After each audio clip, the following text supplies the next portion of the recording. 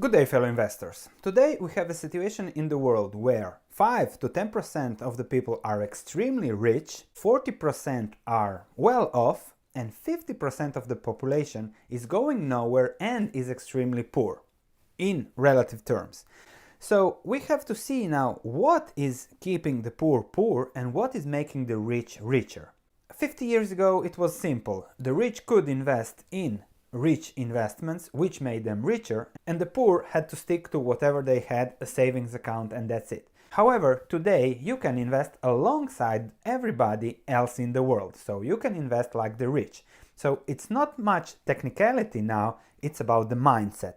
So let's see 3 things that keep the poor poor and make the rich richer. The first thing is rich people are investors, poor people are speculators. If we look at how many people play the lottery, you can see that the poorer the people are, the more they play the lottery. Rich people don't play the lottery so much.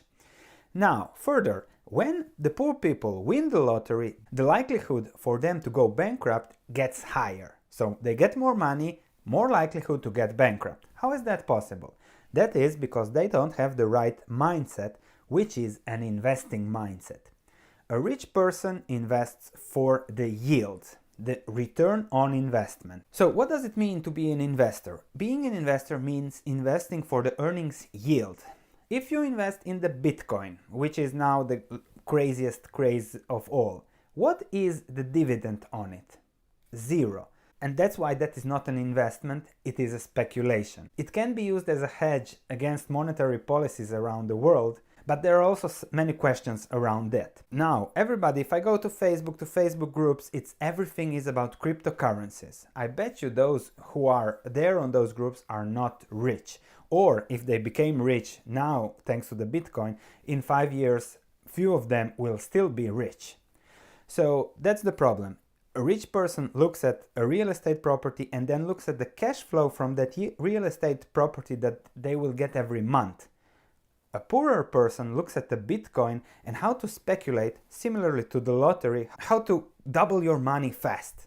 And that's the difference. Over 10 years, this rich person that is investing in boring investments is enjoying their martinis at the beach, while the poor person has lost a lot of money and continues to do whatever they have been doing in the past that goes nowhere. So that's one. Speculation for the poor, investing for the rich. Now everybody's talking about the Bitcoin, cryptocurrencies, but here you have something that is not that different. In 2013, everybody was crazy about 3D printing and the 3D printing technology that was supposed to revolutionize the way we manufacture things. You were supposed to print your new shoe in your home and take it and go forward. And all the manufacturing, everything was supposed to be disrupted. Here I have a chart of the stock 3D printing, stock 3D technologies. Look how it went up 10 times in just 1 year in 2013. In 2014 it dropped as fast as it went higher because it was all about speculation then. It wasn't really an investment. So really be aware to invest if you want to create wealth over the long term, not speculate.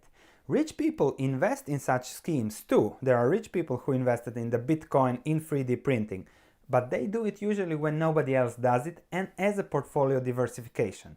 Rich people invested in the Bitcoin 2 years ago with 1% of their portfolio, which is now huge, but they didn't risk too much in such schemes. So also think about that. Yes, I will invest in that as part of my diversification, but with 1, 2, 5% of the portfolio.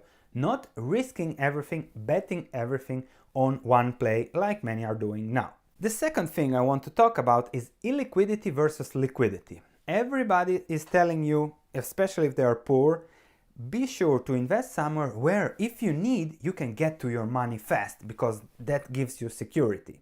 Yes, that gives you security, you need the money, there is a wedding, you want to refurbish the house, something happens, you want to buy a new car, you take the money that was invested somewhere and producing dividends, you take the money out, you buy something, after 5 years you are poorer, especially if you buy a car, than you have been before. And that's why rich people are not afraid to invest in illiquid assets. I had a friend who started an investment fund here in the Netherlands 10 years ago, and he had a beautiful network of very, very rich people.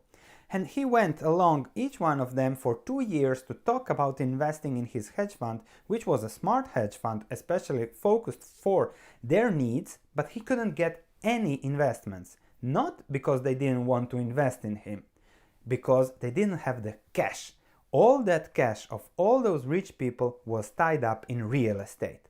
And they would get the cash every year, every month they would get their cash that they would spend for their living expenses, enjoying skiing now in the winter in St. Moritz, not so enjoyable now, but usually it is, or enjoying the nice weather in France during the summer. So they would spend the cash flows. They would never ever touch that real estate. They would never sell it, no matter what happens. So illiquid is good, because if you invest in something illiquid that gives you a return, potentially a growing return over the long term, like real estate, then you can't sell it that easily, which prevents you from selling it, which allows that investment to build your wealth over time. So really think about, can I park some money and make it illiquid? Because then if you need money, you will find other ways to get to that money, to buy a car or something, while your investment will always keep producing returns.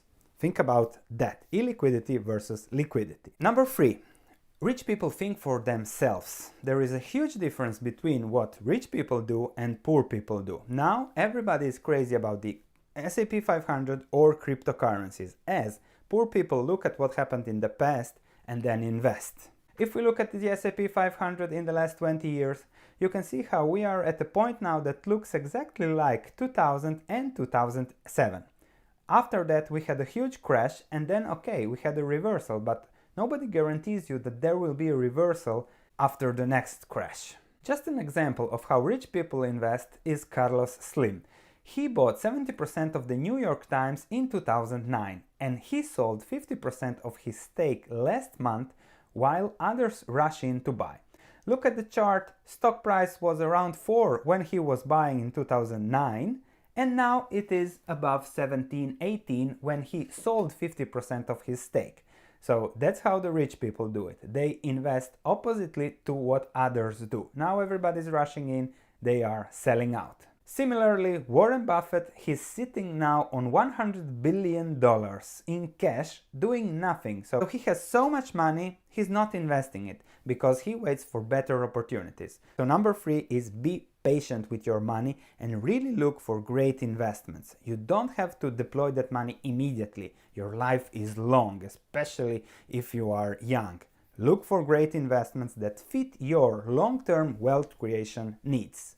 So if Buffett with 100 billion and all the connections in the world can't find great investments now, make sure to really question every opportunity you have to invest in. So to sum up, invest, don't speculate. Don't be afraid of illiquidity. It might really be helpful, especially if you like to spend your wealth. And number 3, think for yourself. Think about what are your financial goals and what are the best vehicle to get there. Don't think about what your neighbor is doing, your brother-in-law, your sister-in-law, or anybody else in your circle. Do what works for you and do it smartly. Thank you for watching. Looking forward to your comments, how the poor invest and how the rich invest. We are here to learn. Please share your knowledge. And I'll see you in the next video.